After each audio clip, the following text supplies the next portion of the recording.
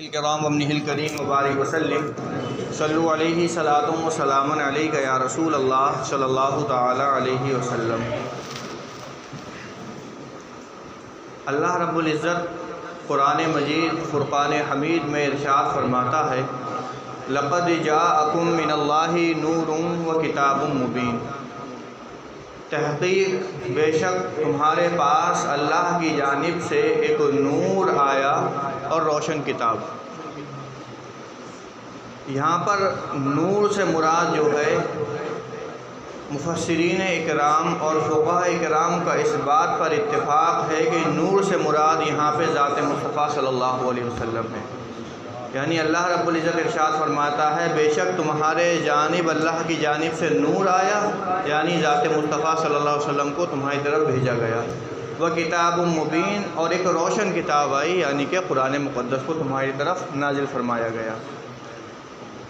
اور ساتھ میں ہی فرماتا ہے، قل انما انا بشر مثلکم، اے محبوب تم فرما دو لوگوں سے کہ بے شک میں تو تمہاری طرح ایک انسان ہوں، ایک بشر ہوں۔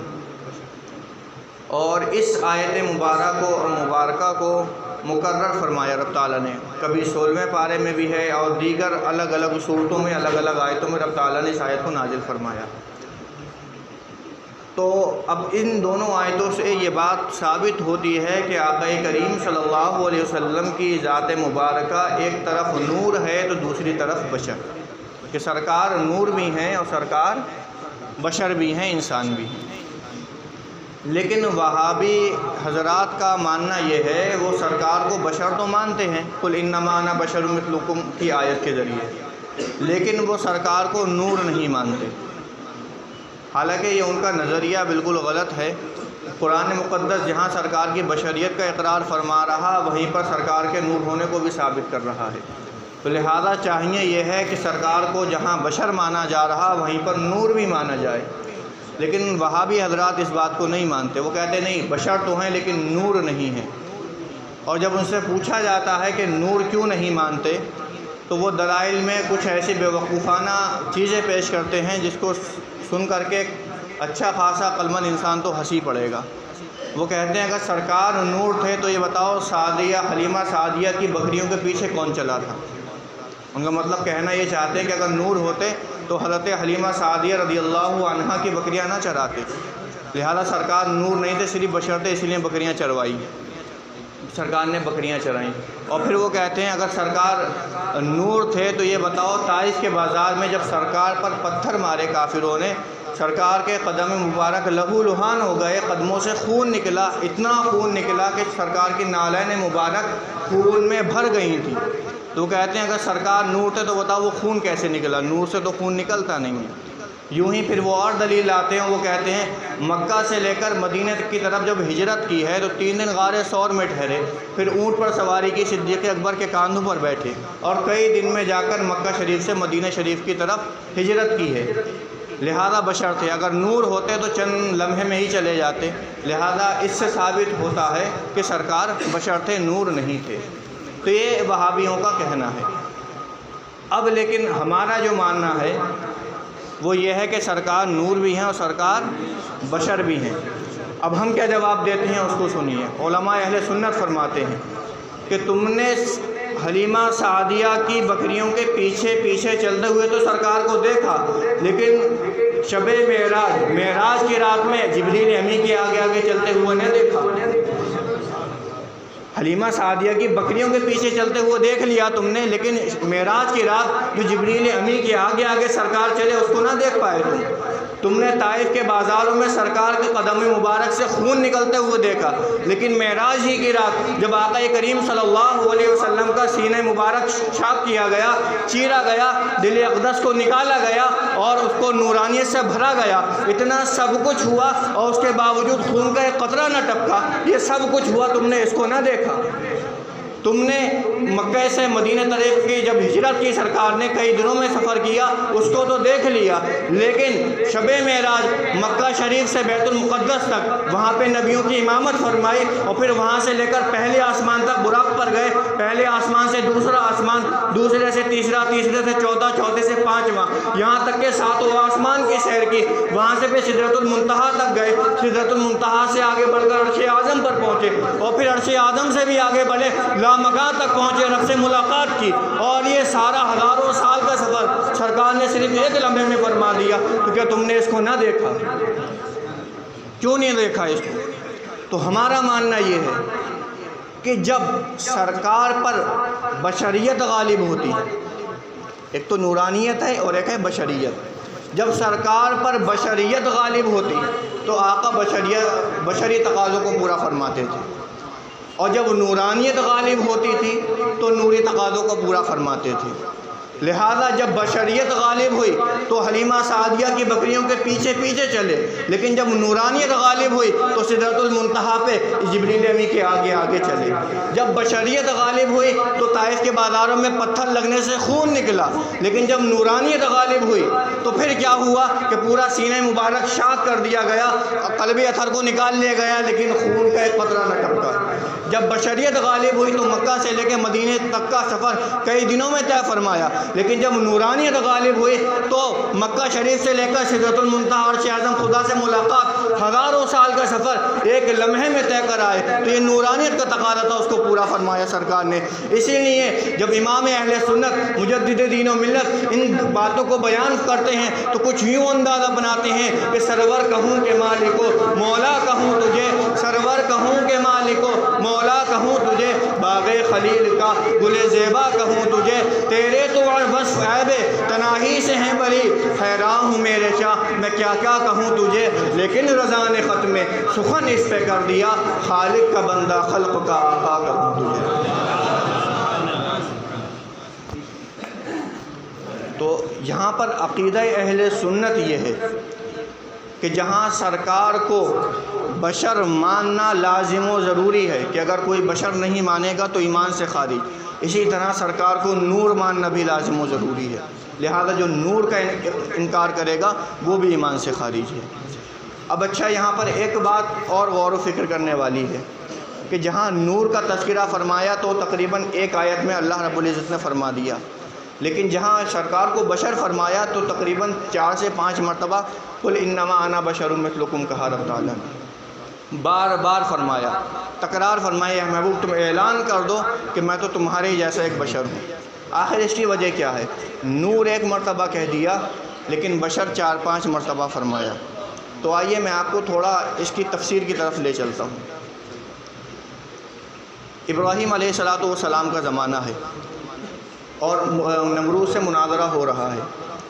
اللہ رب العزت نے اس مناظرے کو قرآن مجید میں جب ارشاد فرمایا تو فرمایا الم تری الی الذی حاج ابراہیم فی ربہ ان آتاہ اللہ الملک، کہ محبوب تم نے اس کو نہ دیکھا کہ جو ابراہیم سے اس کے رب کے بارے میں جھگڑا تھا، اس بات پر کہ اللہ نے اس کو بادشاہی عطا فرمائی تھی۔ اور کیا جھگڑا؟ وَإِذْ قَالَ إِبْرَاهِيمُ رَبِّيَ الَّذِي يُحْيِي وَيُمِيتُ، تو ابراہیم نے کہا میرا رب وہ ہے جو مارتا ہے اور جلاتا ہے۔ تو کیا بولا نمرود؟ قال انا اوحی و امید، یہ کام تو میں بھی کر سکتا ہوں، میں بھی جلاتا ہوں، میں بھی مارتا ہوں۔ تو پھر ابراہیم علیہ السلام نے ایک اور دلیل دی اور فرمایا ان اللہ یأتی بالشمس من المشرق فأتی بها من المغرب، کہ میرا رب وہ ہے جو سورج کو پورب سے نکالتا ہے، مشرق سے نکالتا ہے، اگر تو رب ہے تو سورج کو پچھم سے نکال۔ بات سمجھ میں آ رہی ہے؟ تو ابراہیم علیہ السلام کا اب مناظرہ کچھ یوں تھا کہ جب ابراہیم علیہ السلام نے توحید کا اعلان فرمایا، اللہ کے ایک ہونے کا اعلان فرمایا، تو نمرود اس وقت پوری دنیا کا بادشاہ تھا۔ ویسے تو ایک بادشاہ ہوتا ہے کسی صوبے کا ہو گیا، کسی ملک کا ہو گیا، ٹھیک ہے، لیکن وہ نمرود کو اللہ نے پوری دنیا کی سلطنت عطا فرمائی تھی، پوری دنیا پر اس کی حکومت چلتی تھی۔ تو اب چاہیے اس کو یہ تھا کہ اللہ نے اس کو سلطنت عطا فرمائی تھی پوری دنیا کی تو اللہ کا شکر ادا کرتا، لیکن وہ غرور و تکبر میں آ گیا اور اپنے خدا ہونے کا اعلان کر دیا اور لوگ اس کو خدا ماننے لگے معاذ اللہ رب العالمین، یہاں تک کہ وہ اتنا بڑھ گیا کہ اپنے آپ کو خدا کہلوانے لگا۔ تو ابراہیم علیہ السلام نے جب حقیقتاً رب تعالیٰ کا اعلان فرمایا کہ تمہارا رب نمرود نہیں بلکہ تمہارا رب وہ ہے کہ جس نے زمین و آسمانوں کو پیدا کیا، جس نے چاند و سورج کو پیدا کیا، جس نے پوری کائنات کو پیدا کیا، وہ تمہارا رب ہے، تو بات اتنی بڑی کہ نمرود تک یہ بات پہنچی۔ چنانچہ جب نمرود تک یہ بات پہنچی تو نمرود نے حضرت ابراہیم علیہ السلام کو اپنے دربار میں طلب کیا، اور طلب کرنے کے بعد اس نے بلایا اور پھر پوچھا کہ تم کس رب کی دعوت دیتے ہو، کس رب کی طرف بلاتے ہو؟ تو ابراہیم علیہ السلام نے فرمایا اذ قال ابراہیم ربی الذی یحیی و یمیت، فرمایا میرا رب تو وہ ہے جو جلاتا ہے اور مارتا ہے۔ یہ ایسی زبردست دلیل تھی کہ جس کو سن کر نمرود لاجواب ہو گیا تھا، اور کیونکہ کسی انسان کو مار ڈالنا یا مرے ہوئے انسان میں دوبارہ زندگی ڈالنا یہ کسی انسان کا کام نہیں ہے، یہ تو رب تعالیٰ ہی کا کام ہے۔ تو یہ ایسی زبردست دلیل تھی جس نے نمرود کو بالکل ختم کر دیا، کمزور بنا دیا تھا، لیکن درباری بھرے ہوئے تھے، محل بھرا ہوا تھا، تو اپنی شرمندگی کو چھپانے کے لیے اس نے ایک بے وقوفانہ چال چلی، اور کیا بولا؟ قال انا اوحی و امید، میں بھی جلاتا ہوں اور مارتا ہوں۔ اور کیا بے وقوفی دکھائی کہ دو قیدیوں کو بلایا، ان میں سے ایک قیدی جس کو پھانسی کی سزا ہو چکی تھی، قتل کی سزا ہو چکی تھی، ایک اس کو بلایا، اور ایک دوسرا ایسا قیدی تھا کہ جس کو رہائی ملنے والی تھی، تو ان دونوں کو بلایا، جس کو رہائی ملنے والی تھی اس کو قتل کا حکم دے دیا، اور جس کو قتل کا حکم تھا اس کو رہائی کے ان نے اجازت نامہ دے دیا، اور بولا دیکھو میں نے بھی جلا دیا اور مار دیا، میں بھی یہ کام کر سکتا ہوں۔ تو حالانکہ عقل مندوں کے نزدیک یہ ایک مناظرے کی بہت ہی کج بحثی ہے، یہ یعنی جب آمنے سامنے والے سے بات کرنے کے لیاقت نہ رہے تو انسان کج بحثی سے کام لیتا ہے، الٹی سیدھی پھر باتیں پیش کرتا ہے، اور نمرود نے یہی کیا کہ جو دلیل ابراہیم علیہ السلام نے اس کے سامنے پیش کی تھی وہ اس کو پورا کرنے سے عاجز تھا، نہ کر پایا، تو اس نے کج بحثی سے کام لیا اور دو قیدیوں کو بلا کر کے کہا کہ میں بھی جلا سکتا ہوں، مار سکتا ہوں۔ حالانکہ ہر عقل مند انسان جانتا ہے کہ حقیقتاً کسی کو مار ڈالنا یا مرے ہوئے میں زندگی پیدا کرنا یہ انسانوں کے بس کا کام نہیں ہے، یہ اللہ ہی تعالیٰ کا کام ہے، لیکن وہ بے وقوف تھا تو اس نے اس طریقے سے اپنے شرمندگی کو بچانے کے لیے کج بحثی سے کام لیا۔ لیکن ابراہیم علیہ السلام بھی قادر کلام تھے، آپ نے ترنت اس کے سامنے ایک ایسی دلیل پیش کی کہ جو جانتے تھے اب اس کے تقاضے کو یہ پورا نہیں کر سکتا، تو کیا فرمایا؟ ان اللہ یاتی بالشمس من المشرق، کہ میرا رب وہ ہے جو سورج کو پورب سے نکالتا ہے، مشرق سے نکالتا ہے، فاتی بہا من المغرب، تو اگر تو رب ہے اور اپنے دعوے میں سچا ہے تو تو سورج کو پچھم کی جانب سے نکال کے دکھا۔ فبہت الذی کفر، اعلیٰ حضرت نے ترجمہ فرمایا تو ہوش اڑ گئے کافر کے، کیا ہوش اڑ گئے کافر کے، لاجواب ہو گیا، اور واللہ لا یہدی القوم الظالمین، اور اللہ ظالموں کو راہ ہدایت نہیں دکھاتا۔ تو اب اس بات کو ذہن میں رکھیں کہ جب ابراہیم علیہ السلام نے رب کے رب ہونے کا اعلان فرمایا تو دلیل کیا دی تھی کہ اگر تو رب ہے تو تو سورج کو پچھم کی جانب سے نکال کے دکھا۔ اس بات کو ذہن میں رکھیے گا کہ اگر رب ہے، رب ہونا اس بات کی دلیل ہے کہ میرا رب مشرق سے نکالتا ہے، پورب سے نکالتا ہے، تو رب ہے تو تو پچھم سے نکال۔ بات سمجھ میں آ رہی نا؟ اس بات کو ذہن میں رکھیے گا کہ رب ہونے کے دلیل کیا دی تھی ابراہیم علیہ السلام نے کہ اگر تو رب ہے تو پچھم سے نکال کے دکھا دے۔ اب آئیے سرکار دو عالم صلی اللہ علیہ وسلم کے ظاہری زمانے کی طرف۔ خیبر کی جنگ ہوئی، مقام صحبہ ہے، صحبہ کا قلعہ تھا، وہاں پہ آقا کریم صلی اللہ علیہ وسلم نے نماز عصر ادا فرمائی۔ مولا کائنات کو ایک کام سے آپ نے بھیجا تھا، مولا کائنات جب تک واپس آئے نماز عصر ہو چکی تھی۔ مولا کائنات سرکار کی بارگاہ میں آئے، آقا کریم صلی اللہ علیہ وسلم نے ان کے زانو مبارک پہ اپنا سر اقدس رکھا اور سرکار آرام فرمانے لگے۔ یہ سنا ہوگا کافی مرتبہ آپ نے واقعہ کہ سرکار مولا کائنات کے زانو مبارک پر سرکار نے اپنا سر اقدس رکھا اور سرکار آرام فرمانے لگے، نیند فرمانے لگے۔ اب یوں ہوا کہ اگر وہابی صفت لوگ ہوتے تو کیا کہتے؟ ارے نہیں مجھے تو نماز پڑھنی ہے، اور چھوڑ چھاڑ کے بھاگ جاتے، لیکن وہ مولا کائنات تھے جن کے بارے میں نبی کونین صلی اللہ علیہ وسلم نے فرمایا انا مدینۃ العلم وعلی بابھا، کہ میں علم کا شہر ہوں اور علی اس کا دروازہ ہے۔ اور مولا علی جانتے تھے کہ اصل میں جو ایمان ہے وہ تعظیم رسول ہے، ادب رسول ہے، باقی تو نماز ہے، زکوٰۃ ہے، حج، یہ تو فروع ہیں سب اس کے، یہ اصل نہیں ہے. اصل جو ہے، جو اصل ایمان ہے، جو ایمان کی جڑ ہے، وہ تعظیم رسول ہے. لہذا عشق کو غالب رکھا، عقل کو دور رکھا مولا کائنات نے. عقل کا تقاضا یہ تھا کہ نماز ادا کری جاتی، لیکن عشق کا تقاضا یہ تھا کہ محبوب کے آرام میں خلل نہیں آنا چاہیے. اور اسی کے ترجمان جب کسی شاعر نے کی تو یوں کہا: عقل والوں کے نصیبوں میں کہاں ذوق جنون، عقل والوں کے نصیبوں میں کہاں ذوق جنون، عشق والے ہیں جو ہر چیز لٹا دیتے. تو یہ عشق والوں کا کام تھا، عشق والے تھے مولا کائنات. تو آپ نے سرکار سے یہ نہیں فرمایا یا رسول اللہ مجھے نماز ادا کرنی ہے. سرکار آپ کے زانوں پر جو اپنا سر اقدس لگ کر لیٹ گئے اور آپ خاموش رہے، یہاں تک کہ سورج غروب ہوتا چلا گیا.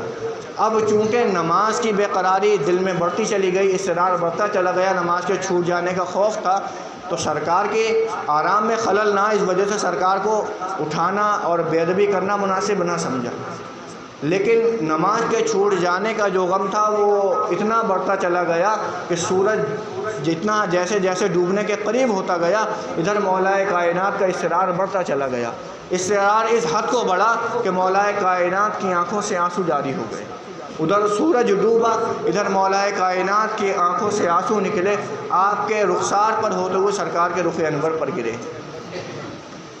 آنسو کس کے ہیں؟ مولا کائنات کے. گر کس کے رخسار پر رہے؟ سرکار دو عالم صلی اللہ علیہ وسلم کے. آنسوؤں کا گرنا تھا. اور بعض روایت میں یہ کہ سرکار خود ہی بیدار ہو گئے تھے، اور بعض میں یہ کہ آپ رونے لگے تھے اور وہ آنسو سرکار کے رخسار پر گرے تو سرکار کی آنکھ کھلی، آپ بیدار ہوئے. اور حضرت مولا کائنات کو جب روتا ہوا دیکھا تو فرمایا: علی کیوں روتے ہو؟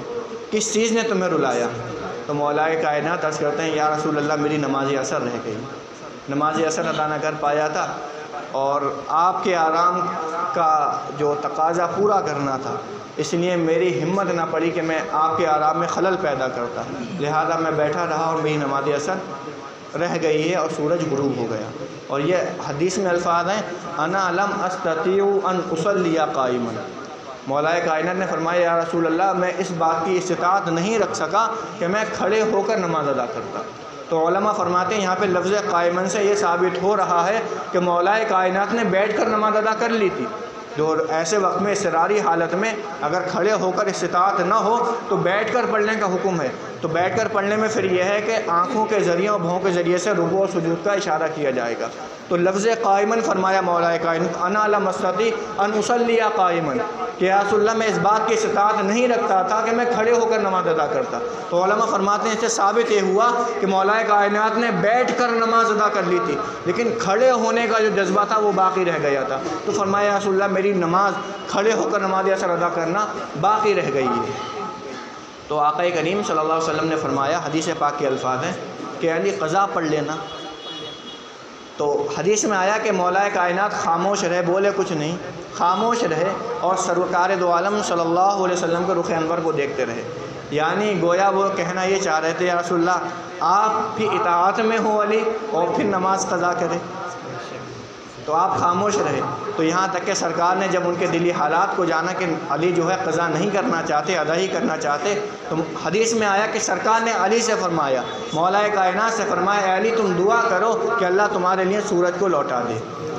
تو حضرت علی نے فرمایا: یا رسول اللہ آپ دعا فرمائیں، میں آمین کہہ دیتا ہوں.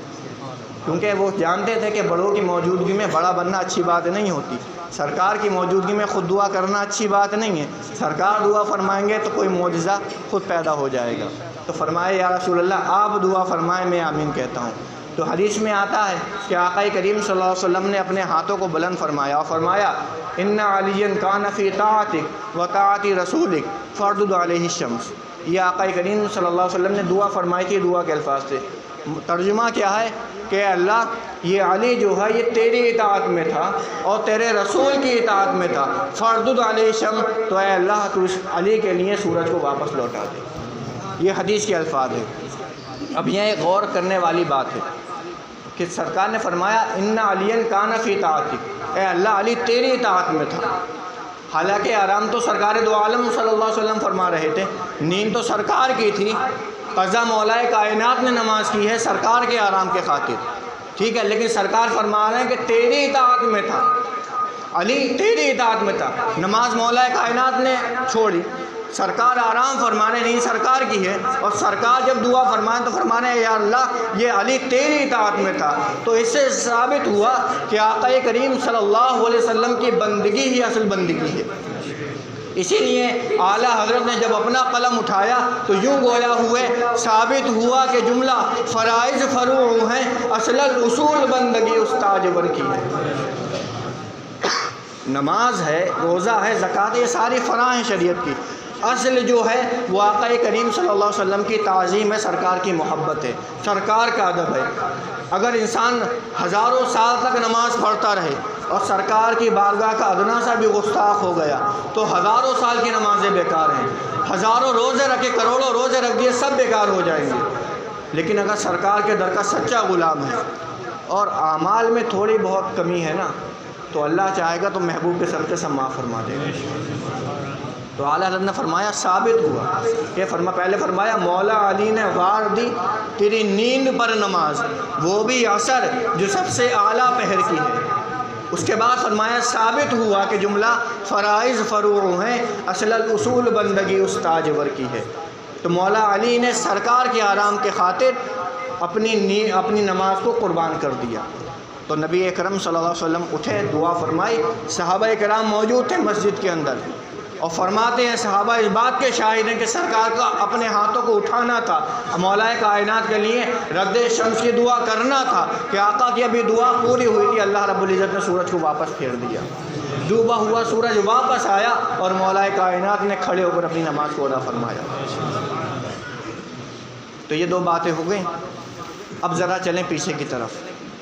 وہ میں نے کہا تھا نا قل انما انا بشر مثلکم، اس آیت کو رب تعالیٰ نے بار بار مکرر کیوں فرمایا، تکرار کے ساتھ اس آیت کو کیوں نازل فرمایا؟ تو اس کی ایک وجہ جو مفسرین نے بیان کی، اس توجیہ کی طرف آتا ہوں میں۔ ابراہیم علیہ السلام نے مناظرہ کیا تو مناظرے میں چیلنج یہ کیا تھا کہ رب وہ ہے جو سورج کو پچھم کی جانب سے نکال دے گا۔ یہ تھی نا دلیل کہ میرا رب تو مشرق سے نکالتا ہے، پورب سے نکالتا ہے، تو اگر ہے رب تو تو پچھم سے نکال۔ اور یہاں پر آقا کریم صلی اللہ علیہ وسلم نے پچھم سے نکال کے دکھا دیا۔ آ رہی نا بات کہ ابراہیم علیہ السلام نے دلیل یہ دی تھی کہ رب وہ ہے، میرا رب وہ ہے جو مشرق سے نکالتا، تو رب ہے تو پچھم سے نکال، مشرق سے مغرب سے نکال۔ اور آقا کریم صلی اللہ علیہ وسلم نے مقام صحابہ پر وہاں پر سورج کو پچھم سے نکال دیا۔ تو اب اللہ رب العزت نے لوگوں کی رہنمائی ہدایت کے لیے سرکار سے بار بار ارشاد فرمایا قل انما انا بشر مثلکم، اے محبوب تم ان سے کہہ دو کہ میں تو تمہاری طرح ہی بشر ہوں، کیونکہ ابراہیم نے جو دعویٰ دیا تھا رب کے ہونے پر وہ تم نے پورا کر دکھایا، تو کہیں لوگ تمہیں خدا نہ سمجھ بیٹھے، اس لیے تم بار بار اعلان کرو میں تمہاری طرح انسان ہوں۔ تو بار بار انسان ہونے کا جو اعلان فرمایا گیا اس کی ایک وجہ مفسرین نے یہ بیان فرمائی کہ اس کی ایک وجہ یہ بھی ہے کہ جو ابراہیم نے دعویٰ کیا تھا رب ہونے کا وہ سرکار نے پورا کر دکھایا، تو کہیں لوگ سرکار کو خدا نہ سمجھ بیٹھے، اس لیے رب نے بار بار اعلان فرمایا قل انما انا بشر مثلکم، اے محبوب تم اعلان فرماؤ کہ میں تو تمہارے جیسا بشر ہوں۔ لیکن وہاں بھی اس بات کو نہیں سمجھتے، کیونکہ وہ عشق سے عاری ہیں، خالی ہیں، وہ صرف عقلی تقاضوں کو پورا کرتے نظر آتے ہیں۔ لیکن جہاں تک شریعت مطہرہ کا معاملہ، سرکار کی ذات کا معاملہ ہے، تو وہاں پر عشق کا بول بالا ہوا کرتا ہے، عقل کو ایک طرف رکھا جاتا ہے۔ اب یہاں پر بات اور بھی کرنی ہے لیکن وقت تھوڑا کم ہے۔ ایک انہی دونوں واقعات سے میں ایک سائنسی مدعے کو اٹھا رہا ہوں، حالانکہ وہ موضوع کے اندر ہی ہے، لیکن چونکہ اس دور میں ایک بڑا معاملہ بن چکا ہے۔ ابھی شب بارات میں ایک درس قرآن دیا تھا میں نے، تو وہاں پہ ایک صاحب نے سوال کیا تھا، ایک سائنس کے اسٹوڈنٹ تھے، تو انہوں نے جب میں درس قرآن کے بعد سوالات ہوئے تو انہوں نے پوچھا تھا یہ بتائیں کہ سائنس تو یہ کہتی ہے کہ زمین اور آسمان گھوم رہے ہیں اور چاند و سورج رکے ہوئے ہیں، لیکن اسلام اس کے بارے میں کیا کہتا ہے؟ تو میں نے کہا دیکھیں یہ سائنس کا ماننا اپنی جگہ پر ہے، لیکن قرآن مقدس میں اور احادیث نبویہ سے یہ ثابت ہے کہ زمین و آسمان اپنی جگہ پر ٹھہرے ہوئے ہیں، رکے ہوئے ہیں، البتہ چاند و سورج گھوم رہے ہیں۔ لیکن سائنس کہتی ہے کہ زمین و آسمان گھوم رہے ہیں اور چاند و سورج جو ہیں وہ ٹھہرے ہوئے ہیں۔ تو یہ دونوں متضاد چیزیں ہیں، ایک طرف اسلام ہے اور ایک طرف سائنس ہے۔ تو اگر سائنس کی مانی جائے گی تو قرآن کریم کی آیات کا اور احادیث نبویہ کا انکار لازم آئے گا، اور ایک مسلمان پر لازم و ضروری یہ ہے کہ جو قرآن کہہ رہا، جو حدیث کہہ رہی ہے وہی مانے۔ کیوں؟ اب اس کی ایک وجہ میں اور بیان کر دوں۔ سائنس کس کے بلبوتے پر ہے؟ سائنسدانوں کے، سائنٹسٹ کے بلبوتے پر ہے، اور سائنٹسٹ کون ہے؟ انسان ہے، اور انسان اکثر غلطیاں کرتا ہے، کم علمی کی وجہ سے، علم نہ ہونے کی وجہ سے، اور بہت سی وجوہات سے۔ اور سائنس کا تو فارمولہ ہمیشہ سے یہ رہا کہ جب بھی وہ کوئی بات کرتی ہے، کوئی سرچ کی، اس نے تحقیق کی کسی بات پہ، اس کے نتیجے کو نکالا اور لوگوں کے سامنے پیش کر دیا، لیکن جب بعد میں اس پر ریسرچ کری گئی، دوبارہ سے اس چیز کو دیکھا گیا تو پتہ چلا جو پہلی جو سرچ ہوئی تھی، جو تحقیق ہوئی تھی وہ غلط تھی، اب یہ والی صحیح ہے، تو وہ اپنے پرانے قول سے رجوع کر کے نیا قول پیش کر دیتی ہے۔ تو سائنس کا ہمیشہ سے ایسے بہت سی مثالیں ہیں، میں کہاں تک دوں، وقت کی کمی ہے۔ تو سائنس کا تو یہ رہتا کہ وہ ایک نتیجے پر پہنچی، اعلان کر دیا، بعد میں اگر اور تحقیق ہوئی اس چیز پر تو وہ اپنے پرانے قول اگر غلط تھا اسے رجوع کر کے نیا قول پیش کر دیتی ہے۔ تو سائنس کوئی ایک ٹھوس معاملہ نہیں ہے سائنس کا کہ جو انہوں نے کہہ دیا وہ حرف آخر ہو جائے، لیکن قرآن و حدیث میں جو کچھ فرما دیا وہ حرف آخر ہے، اس کے آگے کچھ نہیں بڑھ سکتا۔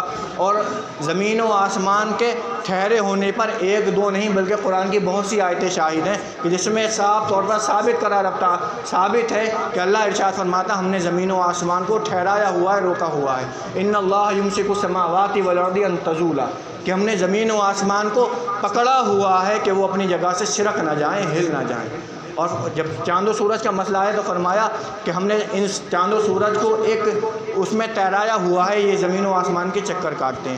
تو قرآن و حدیث سے صراحتاً ثابت ہے کہ چاند و سورج گھوم رہے ہیں اور زمین اور آسمان ٹھہرے ہوئے ہیں۔ تو یہ بہت سی دلائل ہیں، وقت نہیں ہے ورنہ میں دیتا، لیکن یہ جو دو باتیں میں نے پیش کی، ابراہیم علیہ السلام کا مناظرہ اور یہ مقام صحابہ کا واقعہ، صرف یہ آپ کو سنایا، اسی کی طرف میں لے کے چلتا ہوں۔ ابراہیم علیہ السلام نے جب نمرود سے کہا کہ میرا رب وہ ہے جو سورج کو مشرق سے نکالتا ہے، ٹھیک ہے، تو اس بات سے سمجھ میں آیا کہ اگر زمین گھومتی ہوتی تو ابراہیم علیہ السلام یہ نہیں کہتے کہ میرا رب سورج کو مشرق سے نکالتا ہے، بلکہ یہ فرماتے کہ میرا رب وہ ہے جو زمین کو مشرق کی طرف گھماتا ہے۔ بات آ رہی نا سمجھ میں، کہ زمین ٹھہری ہوئی اپنی جگہ پر، اس بات کو ابراہیم علیہ السلام جانتے ہیں کہ سورج گھوم رہا، تبھی فرمایا دلیل کیا تھی کہ میرا رب سورج کو نکالتا ہے مشرق سے، تو رب ہے تو پچھم سے نکال ہیں۔ اگر سورج نہیں گھومتا ہوتا، سورج ٹھہرا ہوا ہوتا، زمین گھومتی ہوتی، تو ابراہیم علیہ السلام یہ چیلنج دیتے کہ میرا رب وہ ہے جو زمین کو مشرق کی طرف گھماتا ہے، اگر تو رب ہے تو زمین کو مغرب کی طرف گھما کے دکھا، لیکن یہ نہیں فرمایا، فرمایا میرا رب وہ ہے جو سورج کو مشرق سے نکالتا ہے۔ تو اس سے سمجھ میں آیا کہ سورج ہی گھوم رہا ہے، زمین و آسمان اپنی جگہ پر ٹھہرے ہوئے ہیں۔ یہ بات سمجھ میں آئی نا۔ دوسری دلیل، آقا کریم صلی اللہ علیہ وسلم نے جب مولا کائنات کے لیے دعا فرمائی تو کیا فرمایا؟ فردد علیہ الشمس، کہ اللہ علی پر سورج کو واپس پلٹا دے۔ اب امام صاحب بیٹھے ہوئے، مولوی صاحب ہیں بیٹھے ہوئے، یہاں پہ پوچھیں فردد کا معنی کیا آتا ہے؟ رد یدو معنی ہوتا ہے پھیرنا، واپس لوٹانا۔ تو فرمایا فردد علیہ الشمس، کہ مولا تو علی پر سورج کو واپس لوٹا دے، پھیر دے۔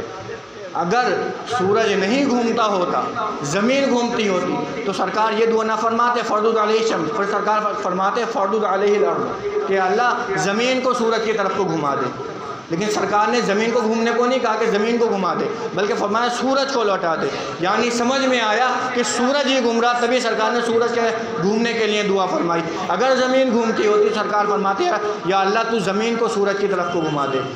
تو ان تمام باتوں سے، ان دو واقعات سے سمجھ میں آتا ہے کہ زمین و آسمان اپنی جگہ پر ٹھہرے ہوئے ہیں اور چاند و سورج زمین و آسمان کے چکر کاٹ رہے ہیں۔ اس بات کو دھیان رکھیں۔ اس وقت یونیورسٹیز میں اور کالجز میں بڑے دعوے کے ساتھ اس بات کو ثابت کرنے کی کوششیں کی جا رہی ہیں اور عجیب عجیب دلائل دے کر اس بات کو ثابت کرنا چاہتے ہیں کہ زمین گھوم رہی ہے، چاند و سورج رکے ہوئے ہیں۔ حالانکہ جو سائنسدانوں نے اعلیٰ حضرت کے دور میں جب دلائل دیے تھے نا زمین کے گھومنے پر، تو اعلیٰ حضرت نے ان کی دلیلوں کے پرکھچے اڑا کے رکھ دیے ہیں۔ 3 کتابیں لکھی ہیں اعلیٰ حضرت نے صرف اسی موضوع پر کہ زمین و آسمان رکے ہوئے ہیں اور چاند و سورج گھوم رہے ہیں۔ قرآن سے جتنی آیتیں زمین و آسمان کے رکنے پر ثابت کرتی ہیں ان کو اعلیٰ حضرت نے بیان فرمایا. جتنی حدیثوں میں اس بات کا ثبوت ہے کہ چاند و سورج گھوم رہے ہیں اس کو اعلیٰ حضرت نے پیش کیا. اور پھر عقلی دلائل کہ عقل کس بات کا تقاضا کر رہی ہے کہ زمین کا رکا ہونا ضروری ہے. اور جو سائنٹسٹ نے اور جو سائنسدانوں نے جو دلیلیں دی تھی اعلیٰ حضرت نے ان کی ایک ایک دلیل کے ایسے پرکھچے اڑائے کہ اس کا آج تک جواب نہ دے پائے سائنٹسٹ. لیکن پھر بھی کالجز میں یہ باتیں پڑھائی جا رہی اور جو مسلمان اسٹوڈنٹ ناواقف ہیں اس باتوں سے تو وہ یہی سمجھ رہے ہیں آج تک کہ جو ہے زمین گھوم رہی ہے.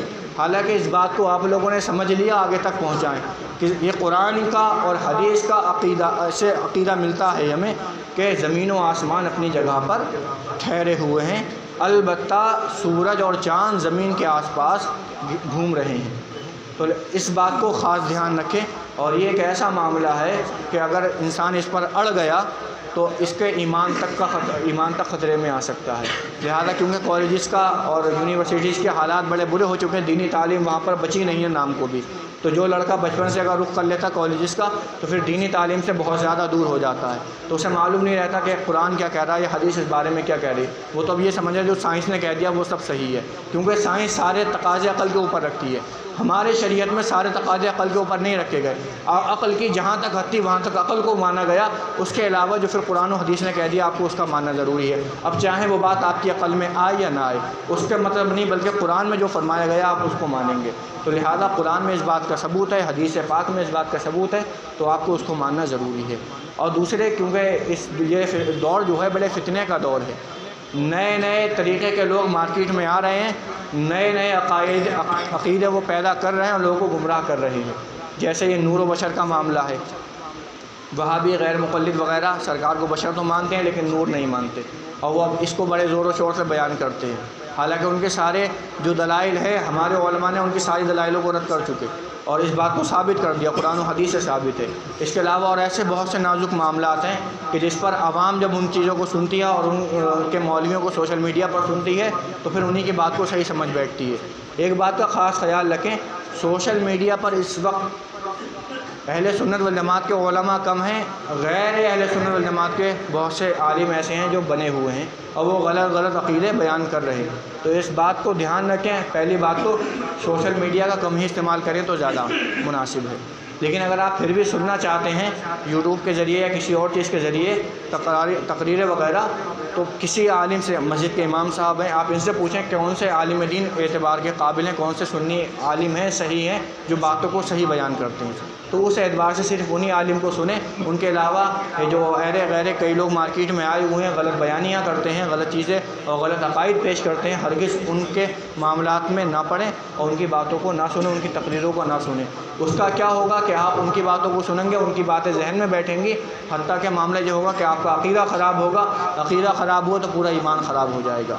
پتہ ساری نمازیں, سارے روزے, ساری جو زکوٰۃ ادا کی, جو حج کیا, سب بیکار ہو جائے گا اگر سرکار کی بارگاہ کے ادنا سے بھی گستاخی آپ کے عقیدے میں پالی گئی. تو اس بات کو بہت زیادہ دھیان رکھیں. اللہ رب العزت کی بارگاہ میں دعا ہے کہ اللہ رب العزت ہم سب کو ان باتوں پہ عمل کرنے کی توفیق عطا فرمائے.